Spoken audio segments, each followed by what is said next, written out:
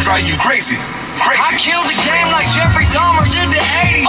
Speeding down the freeway, getting hit in my Mercedes. Giving me all of this money was crazy. Should've known better. No pressure. All right, what is going on, everybody? My name is Noah Colvin, and welcome to episode 3 Road to Show Prep File Series. Today we have back, and it's a good day. It's a beautiful day, as you can see. It's green, it's blue, it's vibrant. The vibes are high.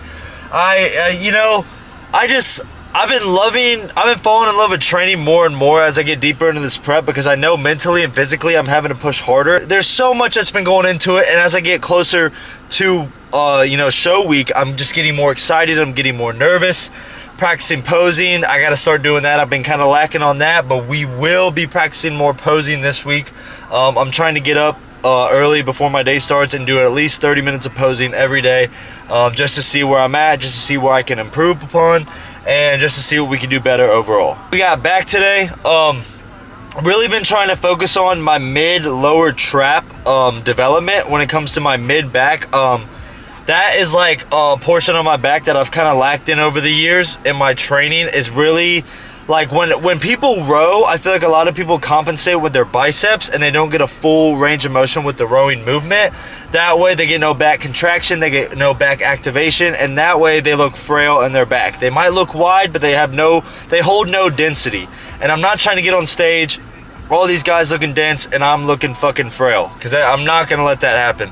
So I've really been prioritizing rowing movements, but I've also been prioritizing trying to keep my elbows as straight as possible and row back through my traps, through my rhomboids, so I can focus on sculpting that part of my back, my mid back. So whenever I go for my lat spread, whenever I go for my back double bi, I'm looking good, I'm looking thick, and I'm not looking skinny on the back side, because I know on the front side I'm looking good, I'm looking better each week.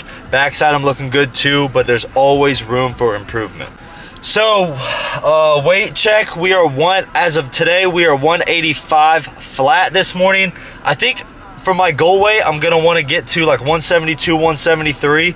I feel like that's where I'm going to look the best. I know I'm going to be completely depleted. My calories are at 2,850.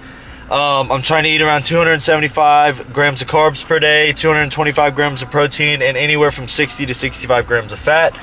And we're just going to keep dropping. The protein's going to drop a little bit too, because obviously protein is calories. As calories drop, protein has to drop too. You got to give to take. So there's a lot that's going to be going into it, but we're going to keep getting sharper each week. We're going to get prepared. We're going to get ready. And being 8 weeks out, it's nerve-wracking, because 4 weeks has already gone. So my first 4-week training block is gone out the window. We're in the second week, full in effect. So we got to change it up a little bit, and we really got to start digging more, because it's only going to get harder to shed fat and keep on muscle. With all that good stuff being said, I'm going to go ahead and get my stuff ready. We're going to warm up, and then we're going to move into our first workout. So I will see you guys in the gym. Alright guys, so we are on the chest supported row machine. I feel like this is the best movement to start for me right now. I feel like a lot of people could benefit from this movement, just because you have this counter force right here, and when you pull back, you can actually get a full rowing movement without having to stabilize your muscles in your legs or your hips if you do a regular barbell row. I'm gonna do like 2 to 3 warm-up sets, and then get in probably like 2 working sets. I'm not gonna get any failure sets yet. I just want to get my body warmed up, my back warmed up, my biceps.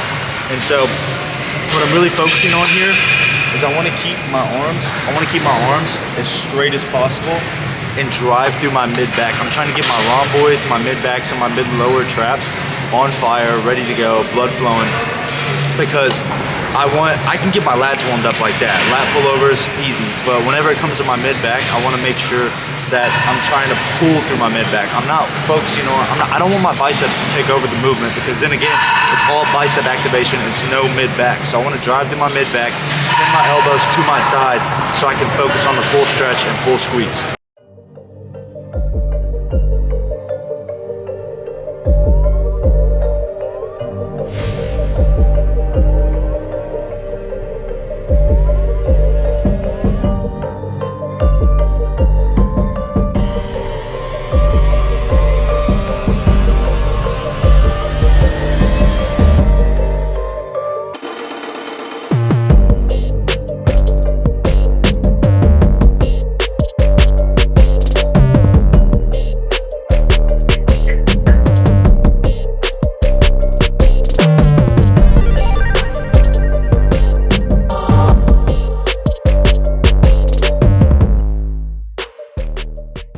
All right guys, I know I say this every time, but it's so true. Notice how with this chest support that I have right here, I'm allowing my shoulders to come over it. Like I want my shoulders to come together like I'm trying to hug the chest support, and then I'm driving through with my elbows. You notice my elbows are not flared out. They're literally staying in the same position the whole time. I'm just driving them, and I guess like you can align them with your hips. So when you pull back, you want to keep them tucked. But that way, there's no lat activation. When you sprawl out your elbows, then you're gonna have lat activation because you're pulling through your lats. But when you keep them closer to the midline of your body, you're driving through the middle part of your back, the part of your back that everybody has the hardest time growing because they don't know exactly where their elbows need to be positioned or how to perform the movement to target their mid-back. Everybody gets lat activation because they flare out their elbows and they're doing the movement incorrectly. I always say it's like pinching your shoulder blades together, like there's a pencil in between them. Just imagine a pencil in between your traps and try to pinch that all the way together. That way you get the full stretch, full squeeze, full contraction, and you're getting quality reps without wasting your time. All right guys, so as you can see behind me, I got this little pulley attachment. I like this for lat pullovers because I can like manipulate the attachment as like I'm pulling over. So if I have like too much left, I can pull it over right. If I have too much right, I can pull it over left. So kind of just gives me balance, and that way I'm focusing on like the stabilization of the movement, so I'm staying like perfectly parallel on each side. That way one side's not dominating the other, so I don't have, even though my right lat is a little bigger than my left lat, it's just like I can really focus on putting more tension in my left lat, kind of like taking the tension off my right lat, or I can just keep parallel and do them both at the same time. So you're just able to manipulate the weight and the movement a little bit more this way. So if you do have this attachment, go ahead and try it out. But we're gonna go ahead and get into lat pullovers. The key here, you wanna drive through your elbows and drive through your lat. A lot of people feel it in their triceps because they're driving through their triceps like it's a tricep push down. Once you drive through your elbows and your lat and bring your elbows to your hips, you'll feel it way more in your lat and your triceps will not even be engaged. So watch how I perform this movement. I'm driving my elbows to my hips and I'm driving through my lat to get the most out of the movement.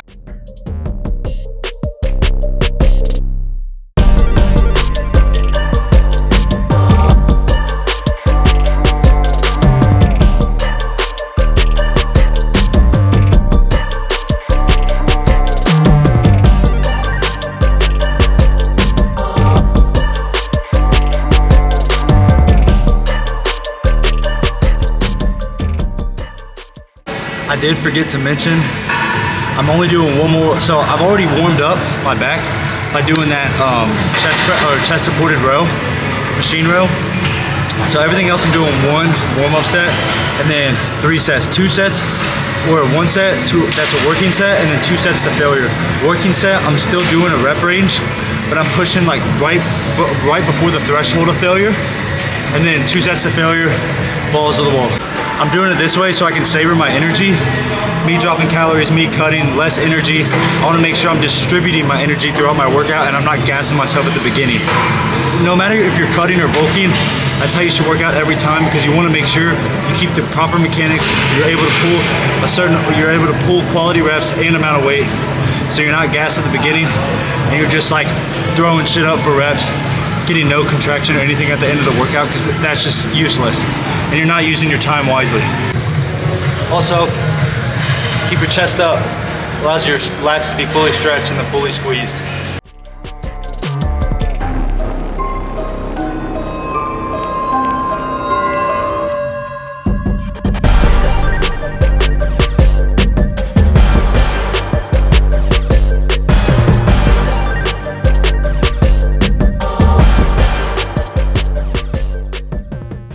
Now, the beautiful part about the cable is you can get creative and do multiple workouts just standing right here. I made a video about it in my arm day video where I like only did cables. I think I did like 1 or 2 other movements that weren't cables, but for the most part I just did cables. So here I'm gonna use the same attachment so I stay even on both sides. If I feel myself getting thrown off, I can just pull back to the other side. That way I stay parallel. I'm gonna do hammer curls. I'm probably gonna just do 3 sets, bang them out, just to get my biceps a little more, blood before I move into a dumbbell. The dumbbell row, the bench supported dumbbell row is the GOAT. Like that's like been my favorite back movement for probably a couple months now, and I've seen the most mid lower trap growth from that. So we'll get into that in a second.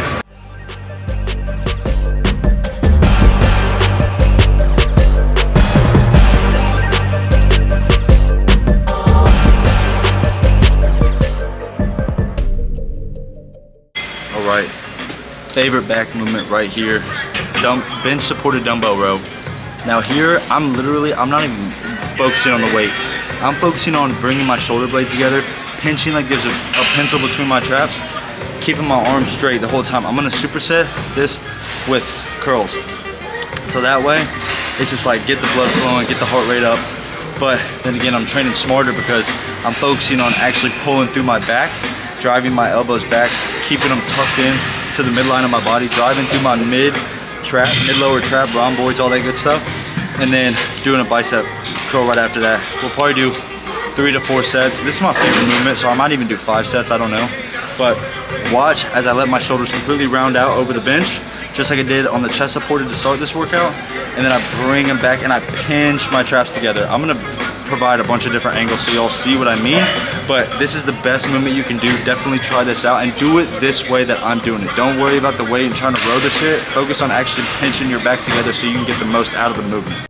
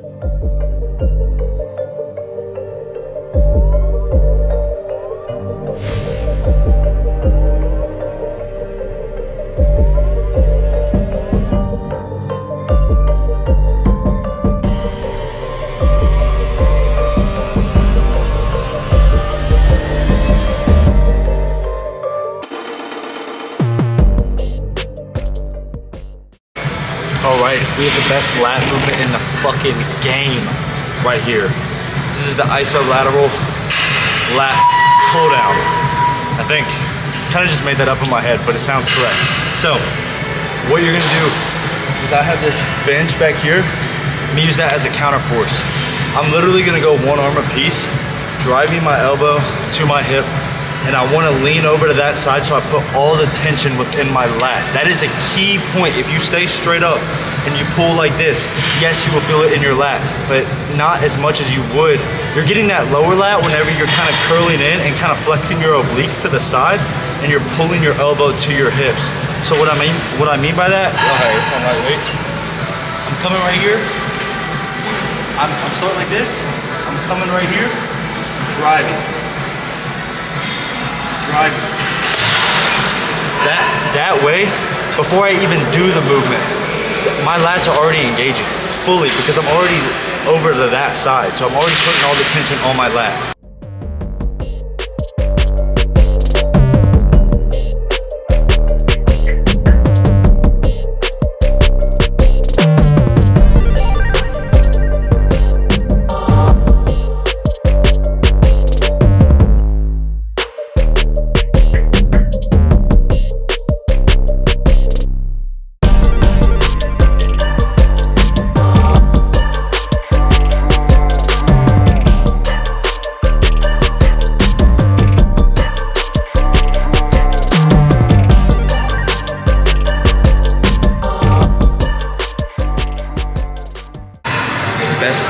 about this movement I forgot to mention too is that I don't feel any tension in my bicep.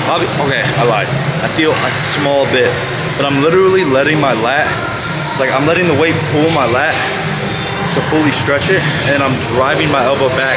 So I'm driving through my lat every rep. So my bicep is literally there to just stabilize the cable. So that's how you know that you're doing the movement right. Whenever the weight guides you up, you get that full stretch and you drive your elbow through, but you're not driving your bicep as you're driving your elbow, you're driving your lat as you're driving your elbow. That way all the tension is in your lat and you're not compensating with your bicep. Just something to think about whenever you're doing these reps and whenever you're doing this workout, if you choose to do it, which I highly recommend.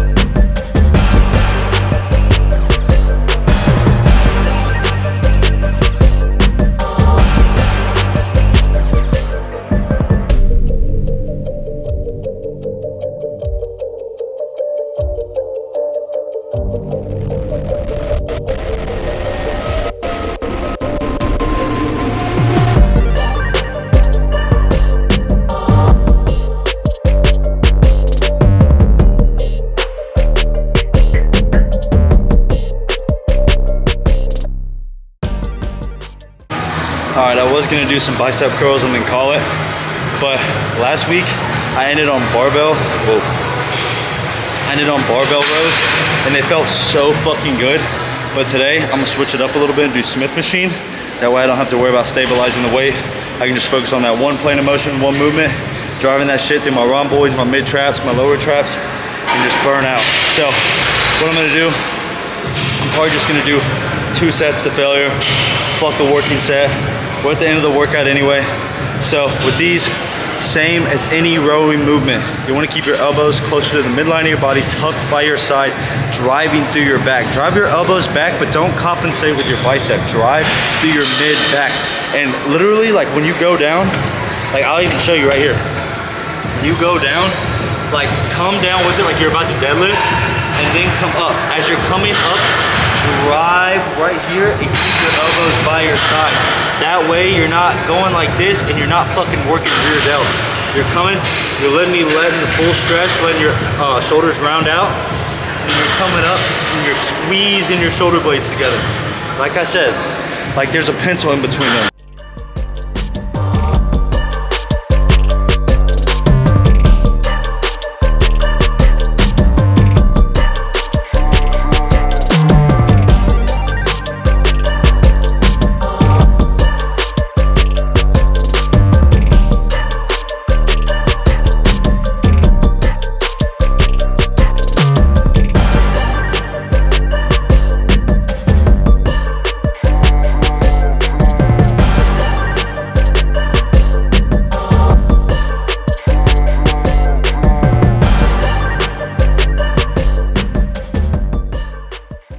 Hopefully I don't get kicked out for this, but I'm gonna take off my shirt to show y'all what I mean.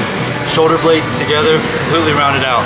Rounded out at the bottom, together at the top. You pinch. You gotta get in the motion of doing this because it's every rowing movement. It's not just the Smith machine. It's not just Smith machine row. Barbell row, machine row, any rowing movement, you wanna pinch your shoulder blades together so you can get that density in your mid back. That's what we're looking for. Right here, baby. Let's go. I'm locked in now. Don't stop playing.